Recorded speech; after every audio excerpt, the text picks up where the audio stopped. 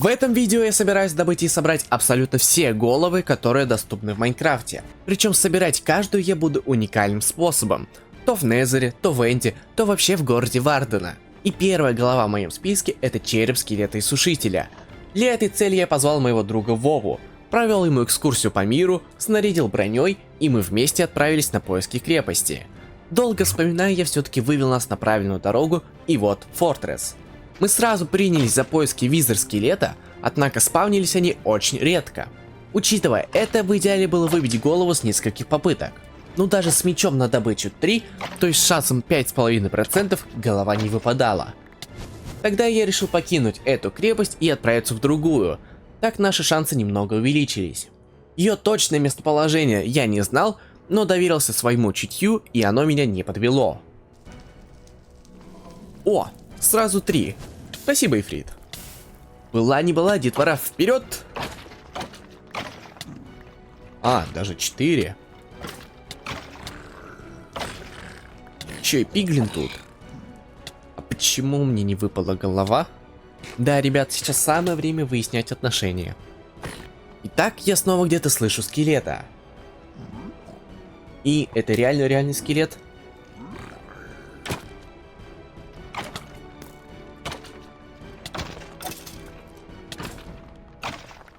Оу, let's go!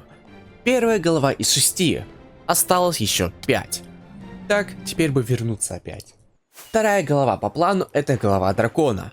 У меня есть уже несколько таких в моей коллекции, но я считаю, будет честнее заполучить ее по новой. Тем не менее, добыть ее можно только в Энде, и только в городе Края, в котором есть летающий корабль. Но для начала еще нужно добраться до Энда. Только его коорды я не помню. Но снова по памяти я смог найти какой-то портал в Незере, и он меня вывел непонятно куда. Я абсолютно серьезно, как будто в первый раз им воспользовался. Но у меня есть с собой Око Эндера, которое привело меня уже к знакомой местности.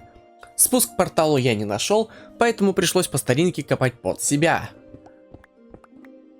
Оу, вот тебе и подводная пещерка, в которой есть и алмазы.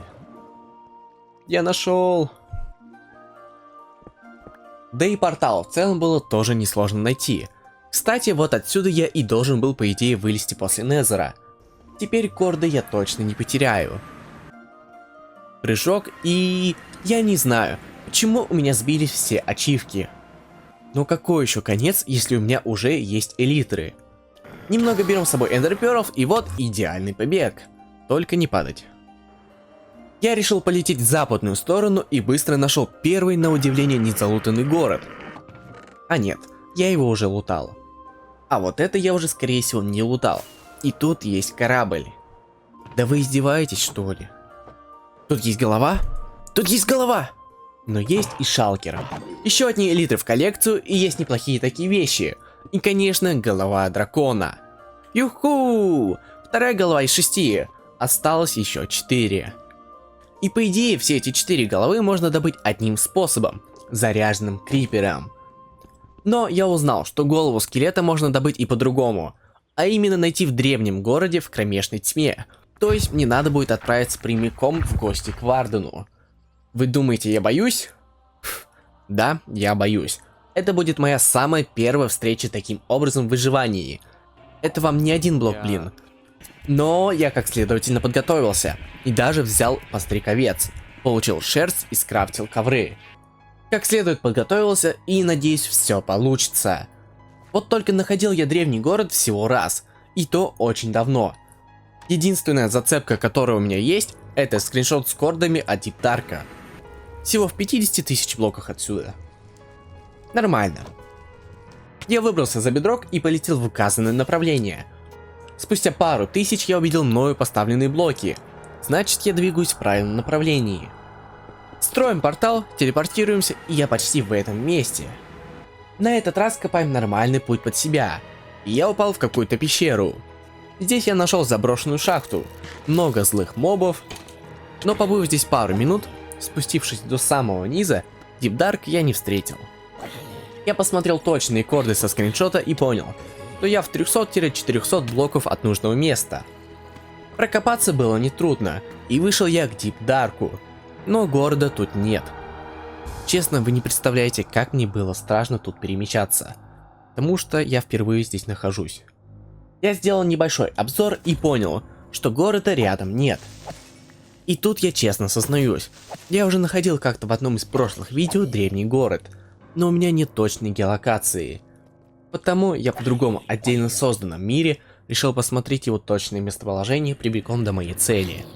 Это не совсем честно, хоть и в этом мире я не читерил, но теперь у меня есть возможность прийти прямо к древнему городу.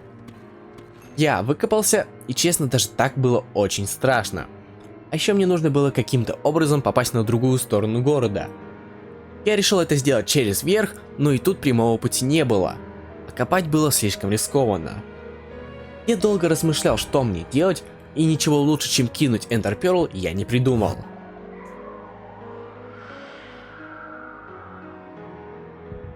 О боже. Вроде никто не заспавнился. Маленькими шагами я смог пройти этот путь. И вот тут сундук и голова скелета. Пару минут на то, чтобы осмелиться добыть голову, и вот долгожданный момент. Третья голова из 6 у меня. Я быстро скрылся просто с нереальной скоростью, попутно добыв изумруды, золото и уголь. Сохранился в ближайшей деревне и отправился не домой. Остальные 3 головы я собираюсь получить посредством поджога взрывного крипера, который своим взрывом и даст мне нужный предмет. Вот только заряженного крипера не встретишь просто во время ночной прогулки. И если вы не знаете, то заряженным он становится после попадания в него молнии. Молния сама по себе явление очень редкое, и бьет она тоже очень случайно. Но есть как минимум 2 способа, чтобы Зевс попал именно точно в цель. Громоотвод и трезубец с зачарованием Громовержец. Так как трезубца у меня еще никакого не было, я решил пойти именно по второму способу. Потому любой большой водоем, океан или море мне подойдет. Главное, чтобы там заспавнился утопленник с трезубцем. Мастерски строим портал. О, какое место. Ура, я снова над бедроком. Элитры почти сломались, поэтому вторую часть пути, 3500 блоков, придется пробежать. Я вернулся, и вы посмотрите, сколько я добыл ресурсов за этот поход. А вот это с киркой на удачу 3. Следующая моя цель — выбить трезубец, шанс выпадения которого 11,5% с моей добычи 3. И аванпост это, конечно, хорошо, но главное все-таки сосредоточиться именно на цели.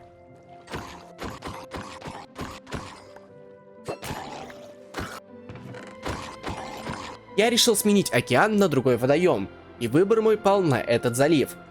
Его главная прелесть в том, что здесь утопленники появляются очень часто.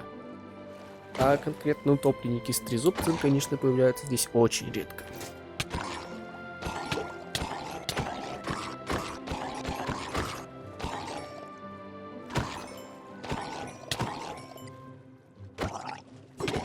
О, он дюпнул трезубец.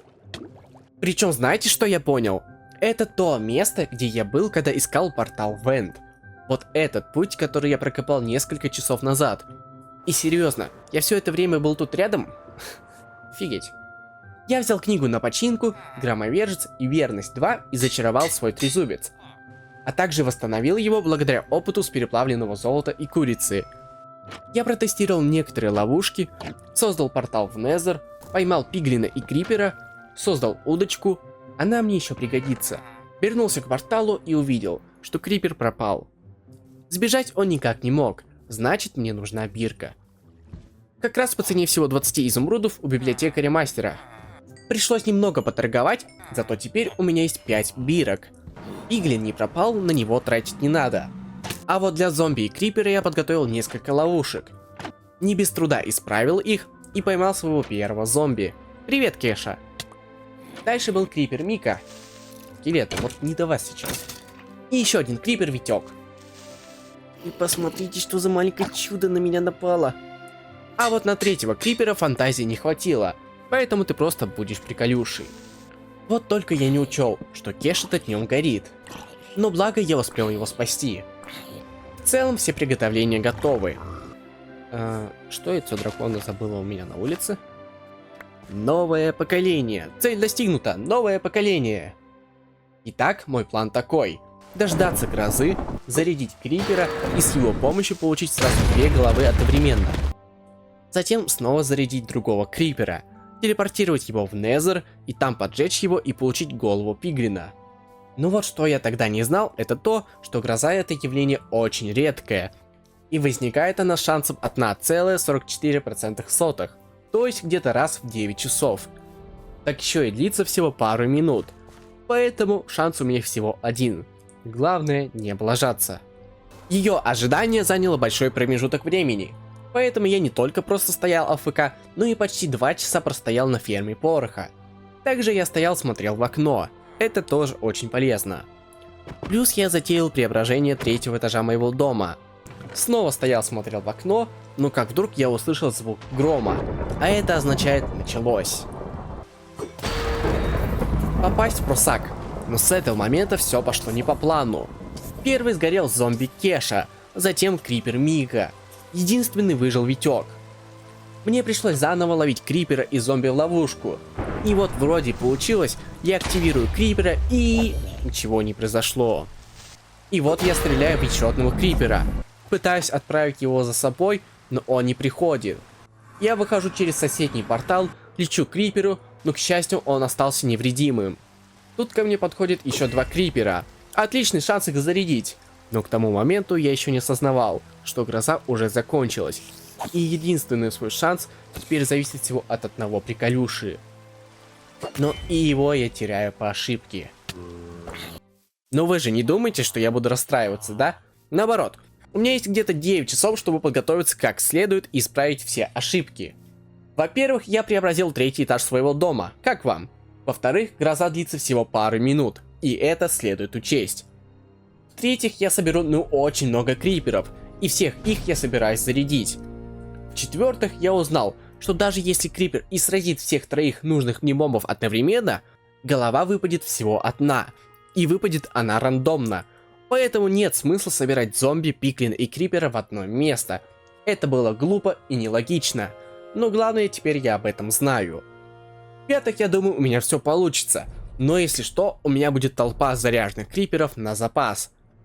Опять же, я хочу как следует подготовиться, чтобы потом снова не ждать еще 9 часов. Петухи, да вы что, издеваетесь что ли? Да и лишние головы тоже не помешают. И теперь, когда я это все подготовил, я хочу вам сказать, я просто уверен, что все получится. Просто ждем грозу.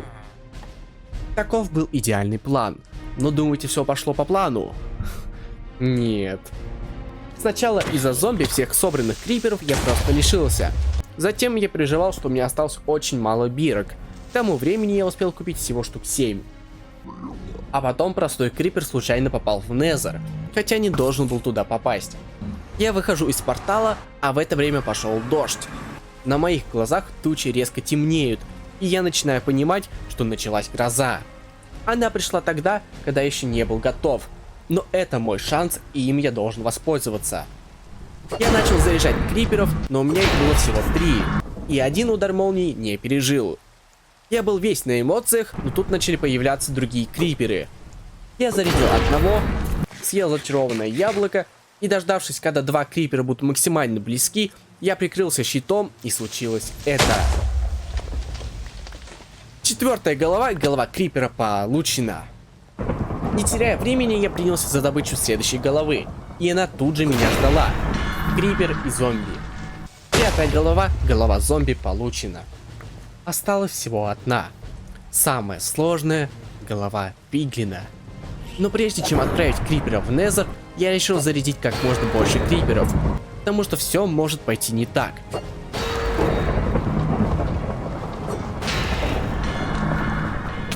И вот у меня есть запас как минимум 4 заряженных криперов, и одного с радостью отправляем в Незер. Гроза закончилась, я телепортировался через основной портал, и он тут. Правда, сейчас он ушел куда-то. А, вот же он. Только как его обратно заманить? Нет. О боже, ты же чуть не улетел в лаву. Спокойно, приятель, без лишних взрывов. О, он упал. Что же, была не была. Надеюсь, что под ним пустота и лава не помешают. И... Let's go! Я аж подавился. 6-я голова из 6 у меня. Это отняло у меня очень много времени. Надеюсь, вам понравилось. У меня осталось еще 4 заряженных криперов, но что с ними делать дальше, я не знаю. Подписывайтесь на канал, а головы теперь будут находиться тут.